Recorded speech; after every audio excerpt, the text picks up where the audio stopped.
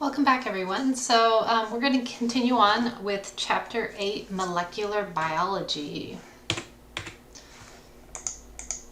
So in the last video, we looked at the structure of DNA. So in this video, we're going to take a closer look at how DNA is replicated.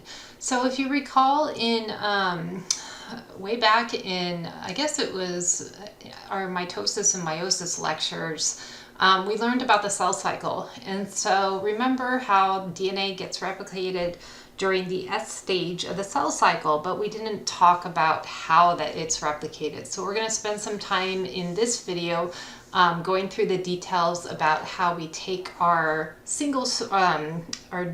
each of our strands of DNA and replicate it so that when our cells undergo mitosis, at the end of mitosis, each daughter cell will have an exact copy of DNA. Okay. So let's take a look at our learning objectives. So by the end of this video, you should be able to explain the process of DNA replication, as well as explain the importance of telomerase to DNA replication. And then we're also going to talk about the mechanisms of DNA repair, so you should be able to describe those mechanisms. Okay? So let's get into DNA replication. So as I stated earlier, when a cell divides, we need to make sure that each daughter cell receives an identical copy of DNA. Okay, so prior to mitosis or meiosis, DNA replication has to occur. And if we remember from the cell cycle that DNA replication occurs during interphase, specifically the synthesis or S state phase of the cell cycle. Okay, so we're going to take a closer look at exactly how that replication takes place. We're going to start out with an Amoeba Sisters video to give us a good overview and a visual of this process.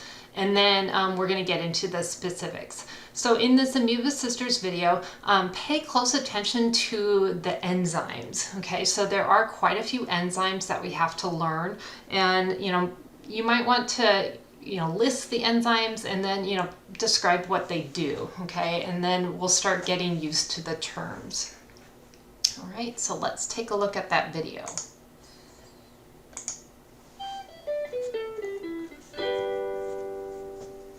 DNA. We talk about it so much. It's the ultimate director for cells, and it codes for your traits.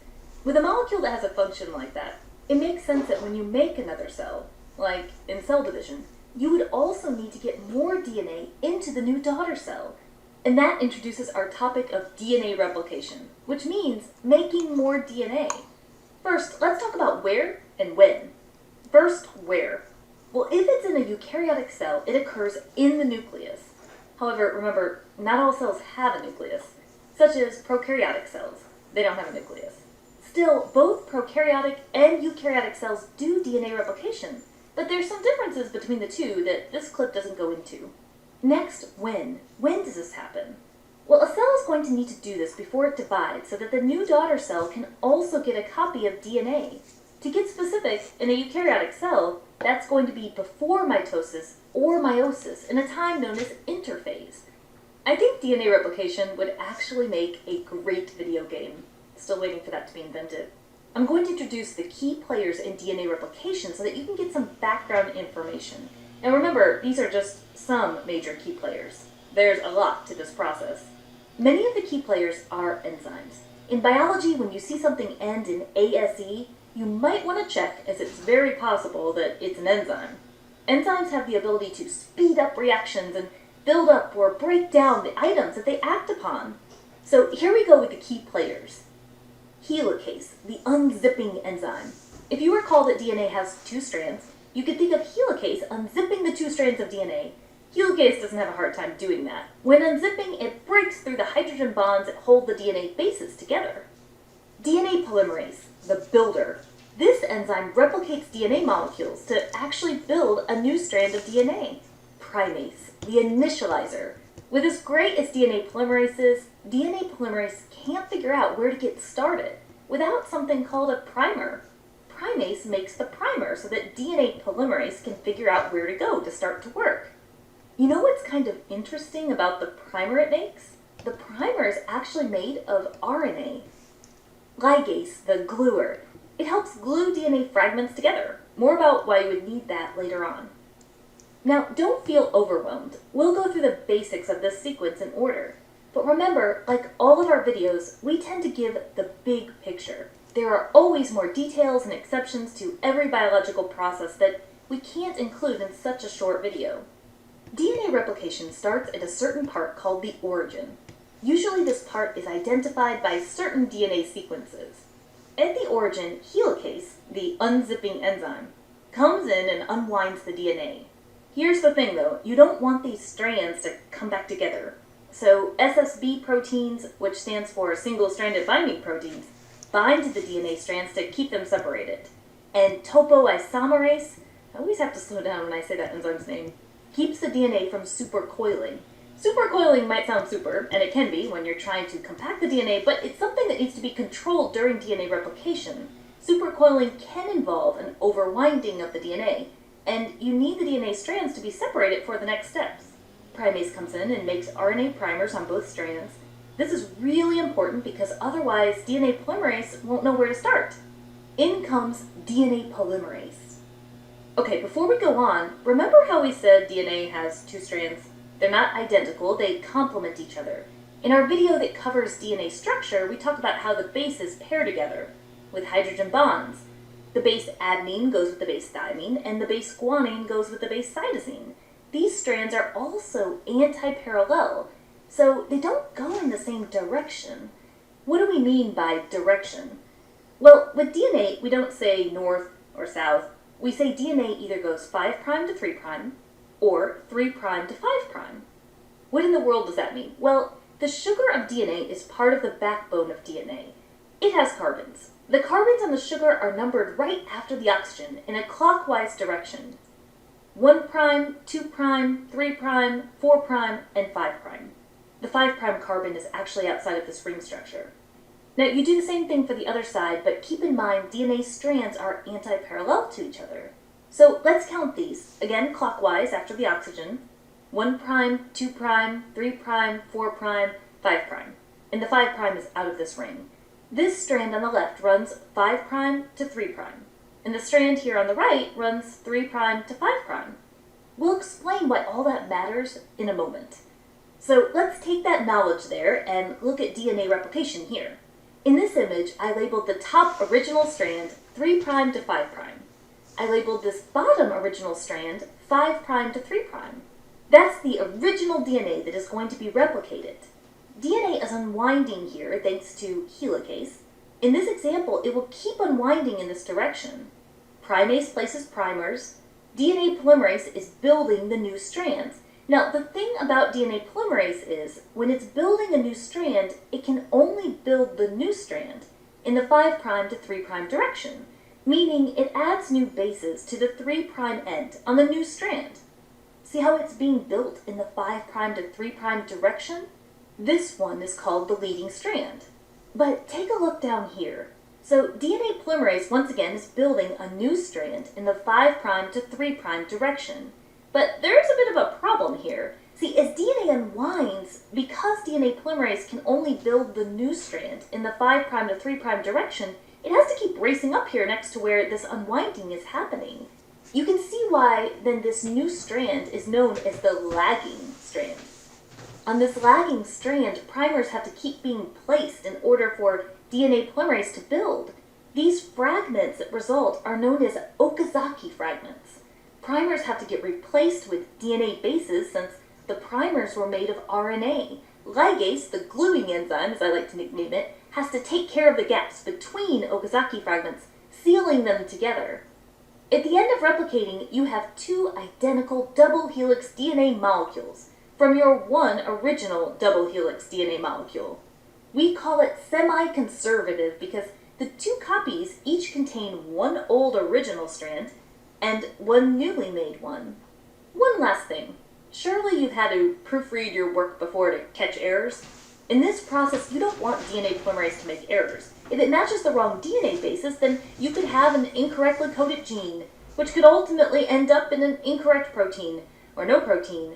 DNA polymerase is awesome. It has proofreading ability, meaning it rarely makes a mistake, which is a good thing. So remember how we said there is far more detail to this process to explore?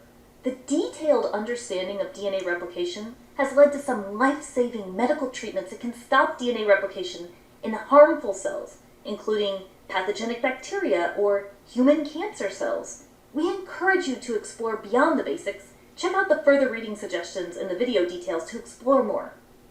Well, that's it for the Amoeba Sisters, and we remind you to stay curious.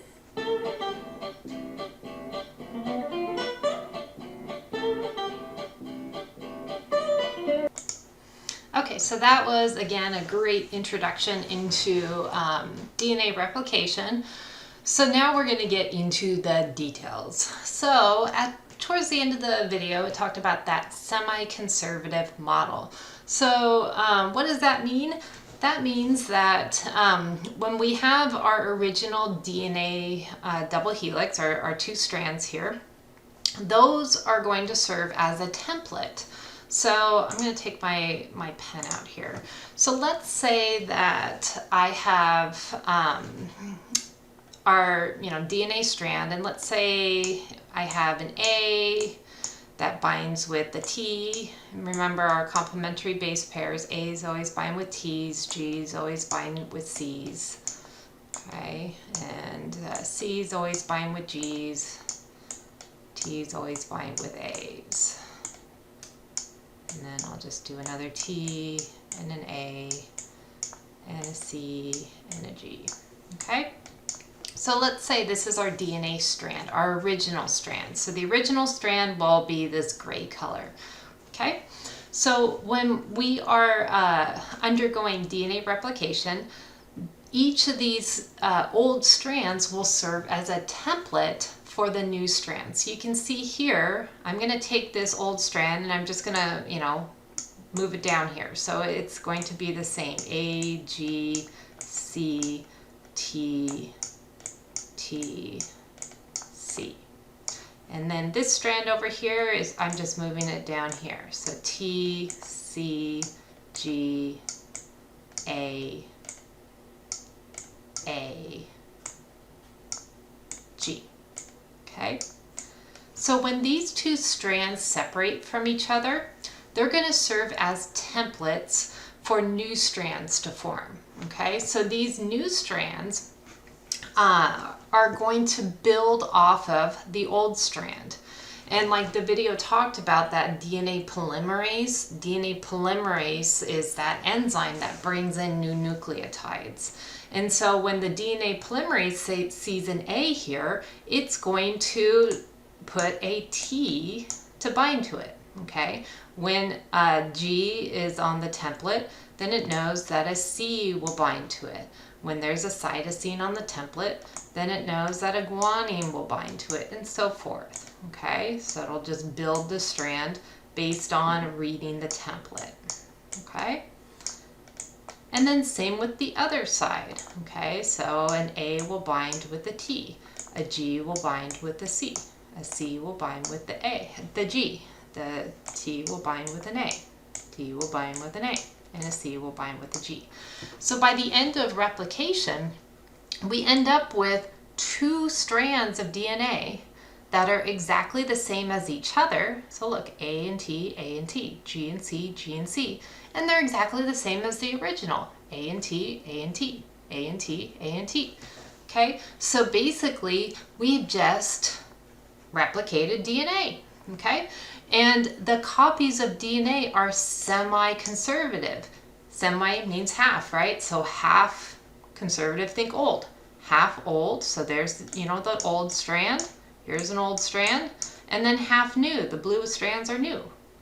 So that's why we call it semi-conservative, okay? So we're using the old strands to build the new strands so that we end up with the two daughter strands, if you want to call it the daughter strands, are composed of half old and half new.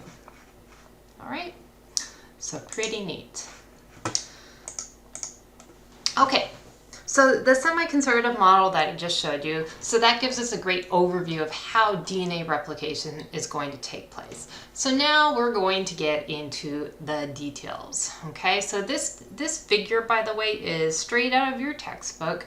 So since your textbook is an online textbook, I highly suggest that you just take a screenshot of that figure and maybe even print it out so that you can, like, take notes on it, okay? Because it's, it's pretty useful to be able to take notes on this figure, okay?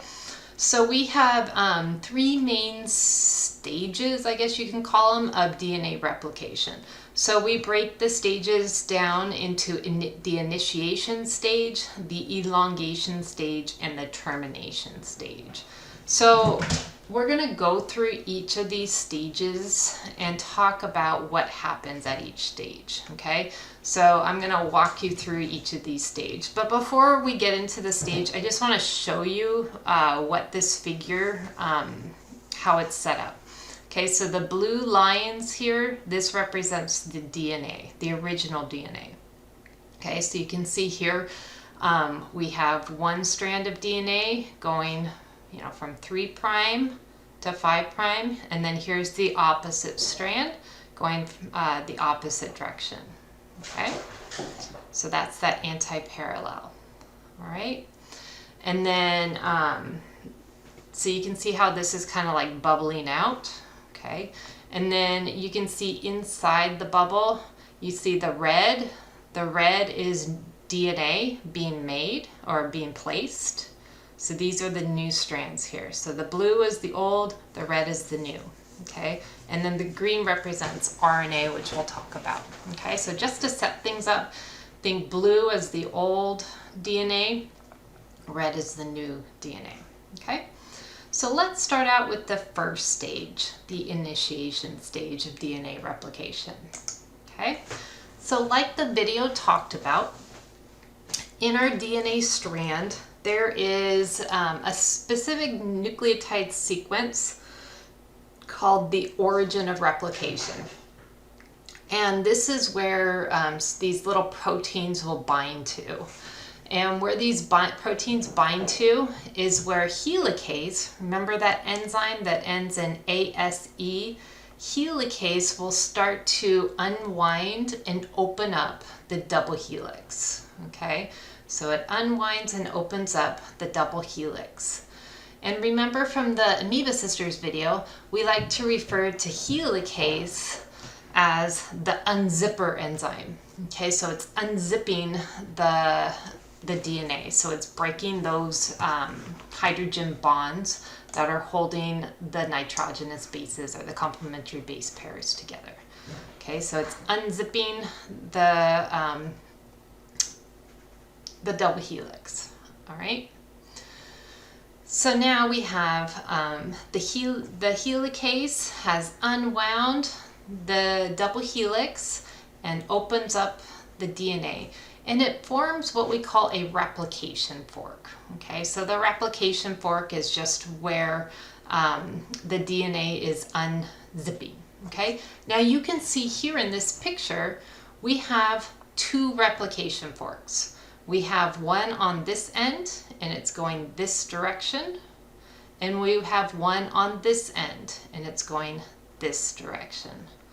So we actually have 2 replication forks, okay, and then here was the origin of replication right here. Okay, so it actually started, this is where the origin of replication was, and then the helicase moved in this direction. So it's going in this direction, and the helicase is moving in this direction. Okay, so the replication fork is going this way, replication fork is going this way. Okay, so that's initiation. So initiation is just during initiation, the DNA is opening up, unwinding, being held open by those, from the video, it talked about those SSB proteins and another type of enzyme called topoisomerase. I can't even say it either. To hold it apart. And then the helicase is the unzipper. All right.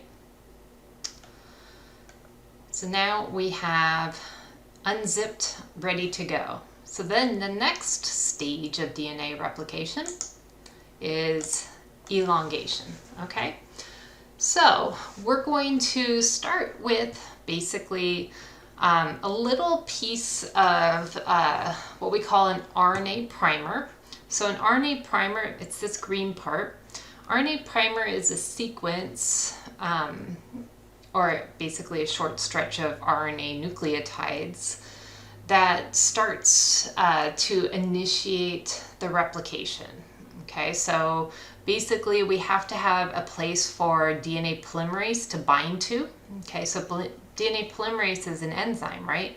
So it needs a place to bind to. It can't just like sit out in the middle of nowhere and start, adding nucleotides to something. So it needs to, bind to something. So we have RNA, we have that RNA primase that the video talked about, the initiator enzyme that starts making this RNA primer, this green part, which is just RNA, okay? And then once we have this RNA, so here's our origin, okay? So here we have this RNA. This RNA now allows for this DNA polymerase to bind to it. So DNA polymerase, it will then start adding DNA nucleotides to the 3' end of the template. Okay, so here's the 5' end, okay, and then here's, it's going this direction, so the 3' end. Okay, so the DNA polymerase is going in this direction. So as it's moving along, it's adding nucleotides. So it's reading this template down here. So if there's an A here, it's going to add a T. If there's a G here, it's going to add a C. If there's an A here, it adds a T. If there's a T here, it adds an A, and so forth. So it's just reading the template and adding the correct nucleotide to this developing strand of DNA. Okay, so you can see it going along. And in this particular strand, it's continuously synthesizing the DNA because it's following the replication fork. Okay, so this helicase is going in this direction, so it's continuously synthesizing. It keeps going along. So we call this strand the leading strand. Okay, because it's continuously synthesized towards the replication fork. So in this diagram, we have 2 leading strands. We have one down here, going this direction, following this replication fork. And then we also have one up here, going in this direction, following this replication fork. Okay. And just to note, remember that nucleotides are always added to the 3' end of the developing strand. Okay, so we always add it to the 3' end of the developing strand. Okay. Now let's look at the other side here. Okay, so here's the other side. Here's the origin. Okay. Now we have our leading strand up here. Okay, we have our leading strand down here. But on the other side, we have what's called a lagging strand. So a lagging strand is basically where, again, we can only build from the 3' end. So if we're moving away from the replication fork, so here's a replication fork, here's a replication fork, here's our origin. So sometimes we have to just do these little segments, okay? So here we have basically an RNA primer forming. The DNA polymerase will bind to it, and then it will build the DNA nucleotides until it reaches basically the origin, or the, as far as it can go. And then it stops. And then it goes and starts another RNA primer. And then the DNA polymerase binds to that, and then it builds another segment of DNA.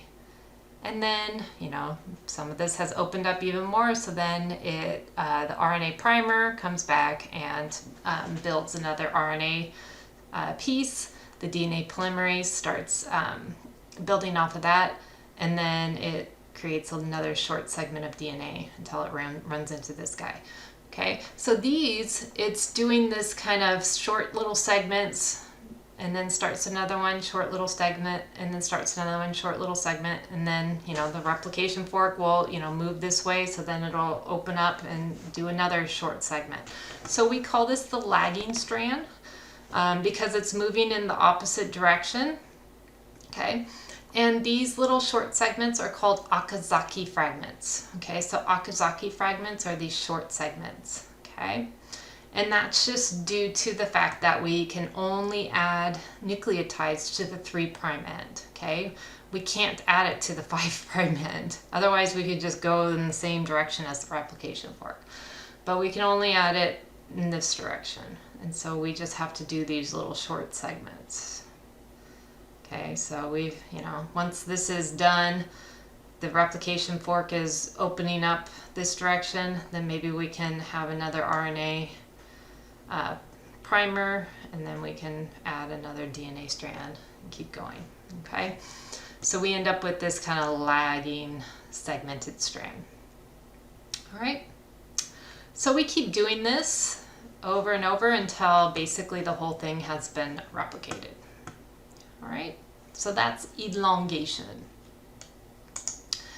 And then finally, once the entire strand has again been fully replicated in both directions, then the enzyme removes all of these little RNA primers. Okay, so all these little RNA segments have to be removed, and then we have to replace them with DNA. Okay, so we just replace them with DNA. And then we have to seal up the gaps. Okay, so there's little gaps between the segments, the Okazaki fragments. So those are sealed by DNA ligase. And remember, DNA ligase, that's like the gluer, the enzyme gluer. Okay, so then by the end we have, this strand is sealed up, completely sealed, and is the new strand, and then here's the old strand of the DNA. And then here, this strand is the new strand, and then here's the old strand of the DNA. And so we end up with 2 copies that are identical to each other. All right, so that's it for our DNA replication, okay? So just kind of a summary of what happened here. So the first step, again, for initiation, the DNA unwinds at the origin of replication, okay? So, somewhere over here was the origin of replication. The DNA unwinds. The helicases, they're the ones that help unwind it as it goes. And then in elongation, the new bases are added to the complementary parental strands. So we have one strand is the continuous leading strand that's added from the 5' to the 3' end. So this one's the leading strand that gets added with the DNA polymerase. And then once the other strand is going to be the lagging strand. So this one's moving away from the replication fork. So you can see the RNA primer gets added. You have the RNA primer, and then the Okazaki fragment, and then the RNA primer, Okazaki fragment, and then RNA primer, Okazaki fragment, okay? And then finally the primers are removed. So there, a primer was removed, okay, replaced with DNA, and then you have the DNA ligase sealing them together, okay? So that's just a different diagram I got from somewhere. That kind of just shows the different steps. All right. So here's a question from your textbook using the same visual aid. So a visual connection. You isolate a cell strand in which the joining together of Okazaki fragments is impaired. And you suspect that a mutation has occurred in an enzyme found at the replication fork. So which enzyme is most likely to be mutated? So which enzyme do you think would be mutated in this case?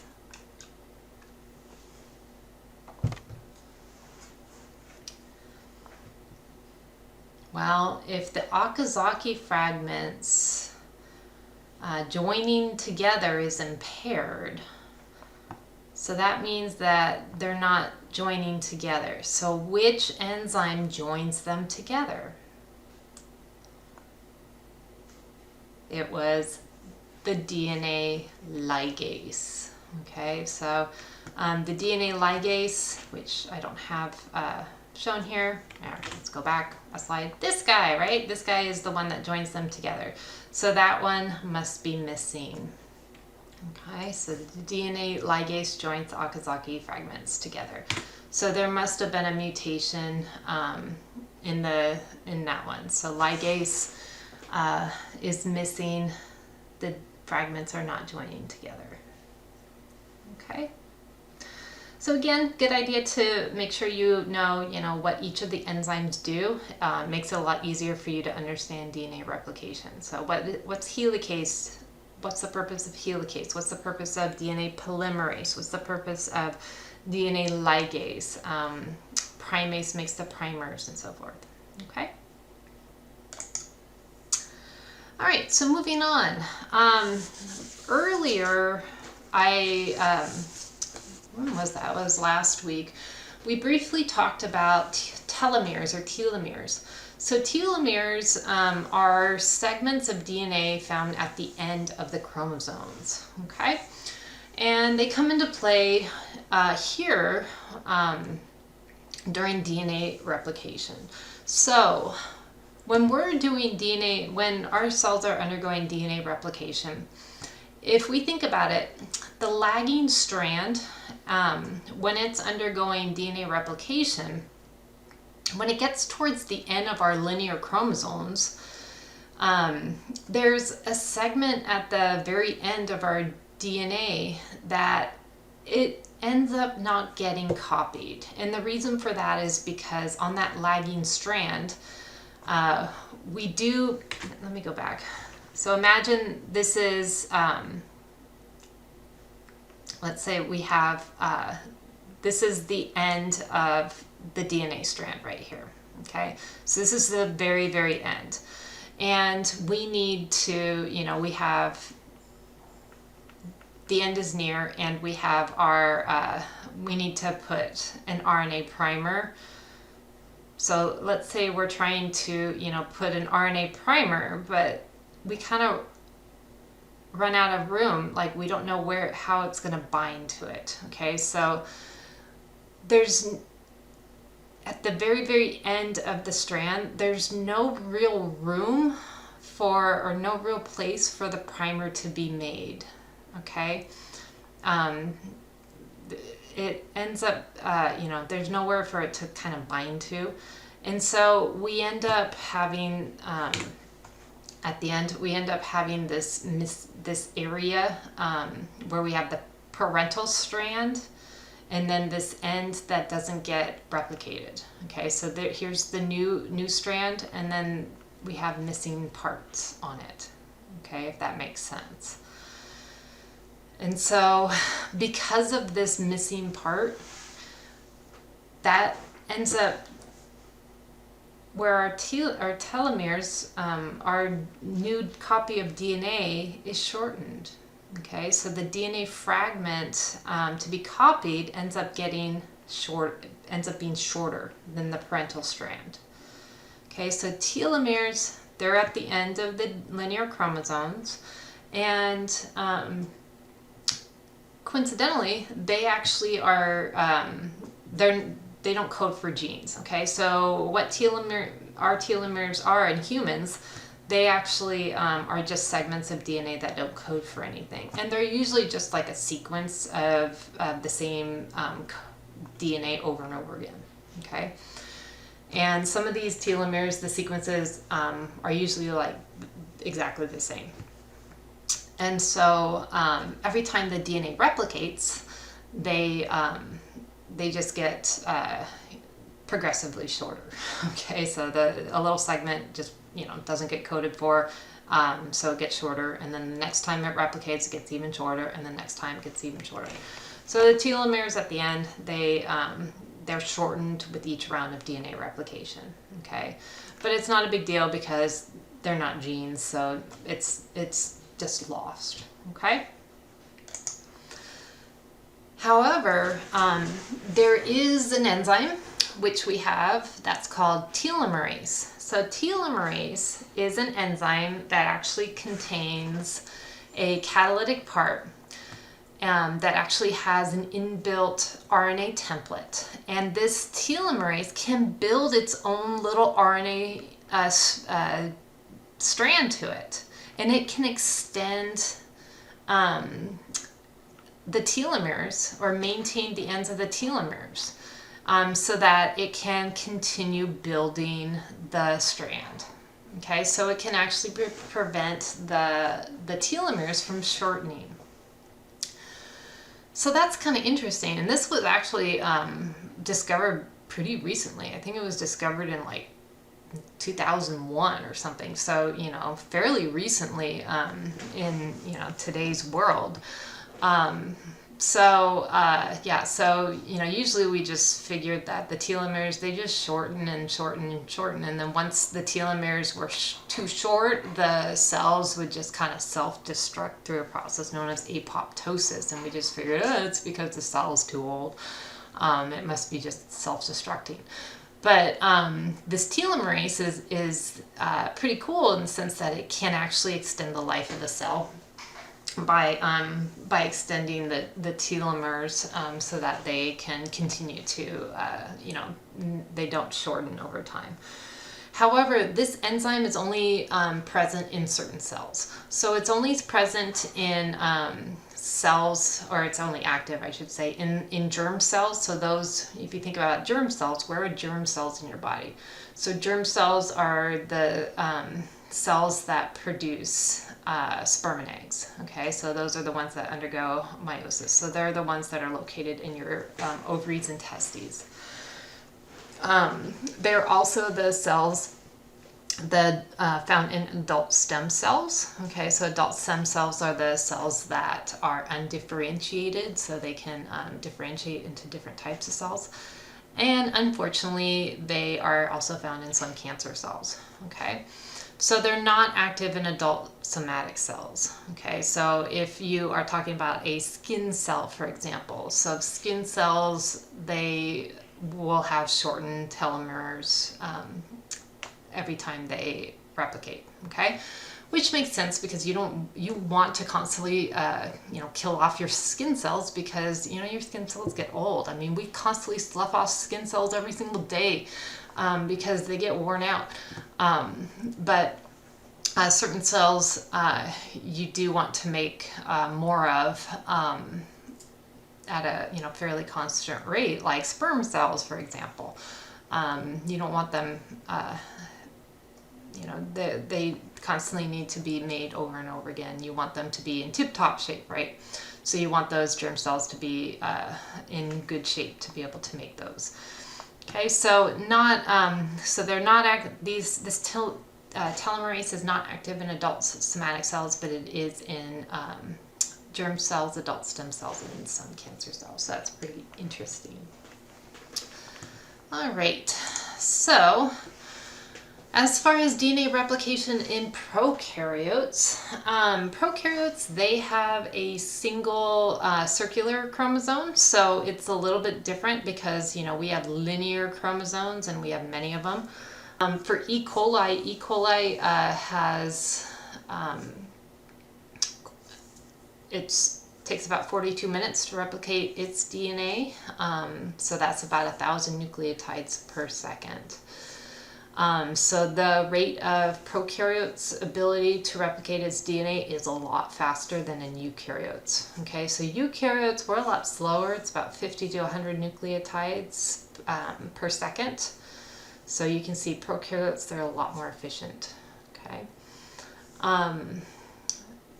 With prokaryotes, the prokaryotes, they just have single origin of replication. So, they start at one end of the circle and then it's just, goes from there. It's pretty quick. But the eukaryotes, we actually have, if you take one of our chromosomes, we have multiple origins of replication along that chromosome. So even though it's a linear chromosome, we'll actually have several different origins of replications taking place at the same time.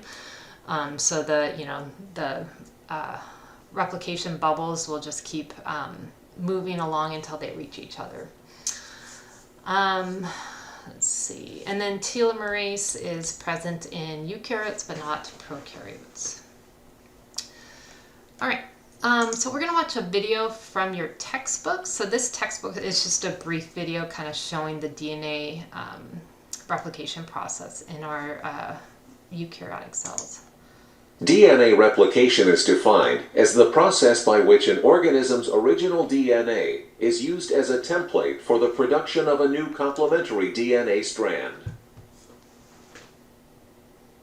An enzyme called helicase unwinds the original DNA's double helix, creating a replication fork.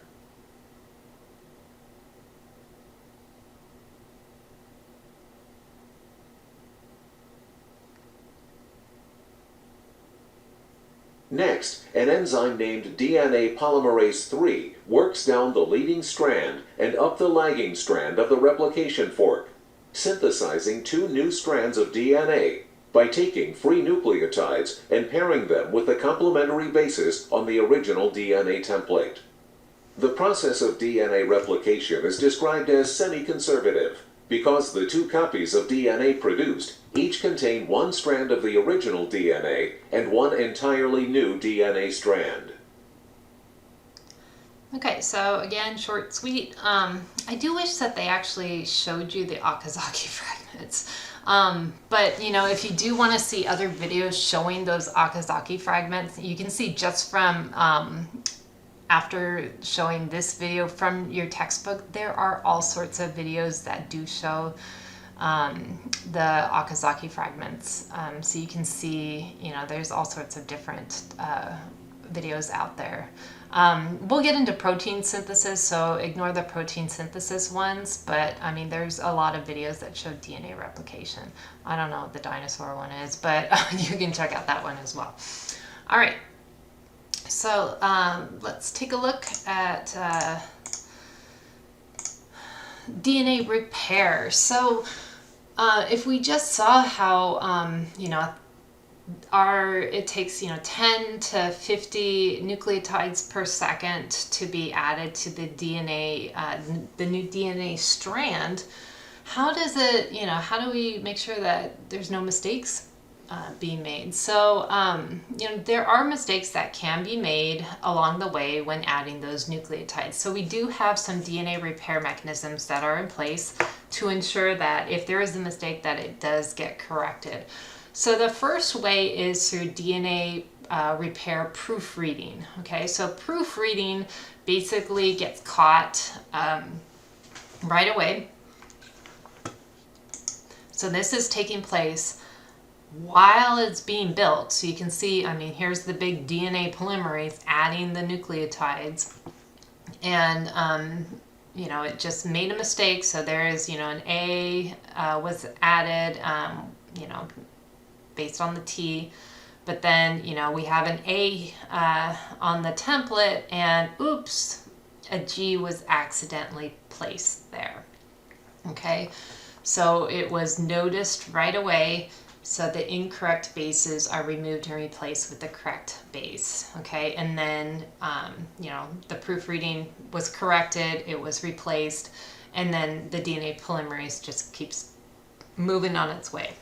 Okay, so that's proofreading. It just, it noticed the mistake right away and, switches it out before it continues on its way. So it's proofreading as it's moving along.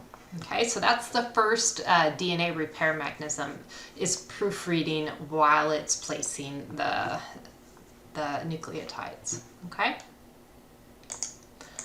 The second mechanism is something called mismatch repair. Okay, so this is done after we've already created we've already done the polymerase has already moved through. Okay, so you can see here we have the replication fork is moving in this direction. Okay, so you can see how the replication fork has moved, and it's moving in this direction, but we notice we have this bubble form. Okay, so you can see how this bubble has formed, and because of the bubble, there's already something called a mismatch has occurred. Okay, so there's a notice already because of it bubbles out, because G and T, they don't match. So guanine and thymine is a mismatch, and it creates this bubble. And because of that bubble, it's recognized. Okay, they're non-complementary, so they're recognized. And so what ends up happening is that the error is excised. So it's excised and replaced with the correct nucleotides. Okay, so everything stopped. This one's replaced with cytosine, and then it continues on its way. Okay, so that's a mismatch repair. Okay, so due to that bubbling out, it's recognized and repaired. Okay. And then the third way is something called a nucleotide excision repair. So this is where if, the mistake is missed. Okay, so notice it's not bubbling as much, because this is called a thymine dimer, by the way, because you have two thymines. They're binding to each other instead of the adenine. Okay, so if you notice, this is what's going on here. So technically, this should be correct, right? So the thymine is supposed to bind to the adenine. The thymine is supposed to bind to the adenine, but they're not. Instead, the thymine is binding to each other for whatever reason, okay? And so in this case, it's not noticed right away. So, we already have the two separate strands, the strands are separated, everybody's happy, but then this little slight bubble has formed. Okay, so this is where nucleotide excision repair comes along. So the DNA molecule then has to be kind of unwound, and so it's already wounded up, and so it has to be unwound, and then this segment has to be excised and removed and replaced and resealed. Okay, so in this case, this whole segment has to be excised, removed, replaced, and then resealed together. Okay, so that's a little different. Okay, so this is, the DNA replication's already taken place. We think everything's good. It should be good, but then there's little things going on that's not supposed to be going on. And so we have to stop everything, unwind the DNA again, cut everything, these guys out, and then replace it with things that aren't sticking together like they're not supposed to. All right, so that's nucleotide excision. All right. So most of the time, mistakes are corrected, and we don't, everything gets repaired and everything's fine. If they are not, they result in a mutation. Okay, so a mutation is a permanent change in the DNA sequence. Now, sometimes mutations can be bad, right? So they can lead to cancer. They can, lead to things that, can hurt the body. If the mutation occurs in a germ cell, what can happen? It can lead to a new allele, perhaps, that can lead to a new trait. So think about all the new, variations that we have. So not all mutations are bad, right? So sometimes they can lead to a new trait. So for example, if it's occurring in a germ cell, it could cause, a new variation. So how did we end up with, a straight hairline versus a peaked hairline? Okay, so that happened to be due to some mutation. Or, hitchhiker's thumb versus a, regular non-hitchhiker's thumb. So that's just a variation in the DNA sequence. So, sometimes we think of mutations as bad things, but, again, they also create all of our variations in our traits. So that kind of leads us back to what we talked about last week with our patterns of inheritance. So we'll talk more about mutations later on this week as well. All right, so let's do some review questions. So DNA replicates by which of the following models? Is it A, conservative, B, semi-conservative, C, dispersive, or D, none of the above? If you said B, semi-conservative, I would agree with you. And then review questions. The initial mechanism for repairing nucleotide errors in DNA is A, mismatch repair, B, DNA polymerase proofreading, C, nucleotide excision repair, or D, thymine dimers. So what's the initial mechanism for repairing nucleotide errors? So the initial mechanism was B, DNA polymerase proofreading. Okay, so that's the first one, right? So while the polymerase is putting the DNA nucleotides down, if it accidentally put the wrong one, it proofreads it and corrects its mistake before moving on. So that's the first initial mechanism. B, it proofreads. All right. So that's it for 8.2, DNA replication. So by now you should be able to explain the process of DNA replication in detail. You should also be able to explain the importance of telomerase to DNA replication. And then finally be able to describe those mechanisms of DNA repair. So for the next video, we're going to start getting into how we make those traits that we talked about. So how do we take our DNA sequence, for example, and make a widow's peak or a straight hairline or a hitchhiker's thumb or no hitchhiker's thumb? So we're going to start talking about protein synthesis. So we're going to start out with 8.3 and describe what's called transcription. So that's the beginning stages of protein synthesis. Okay, so I'll see you then.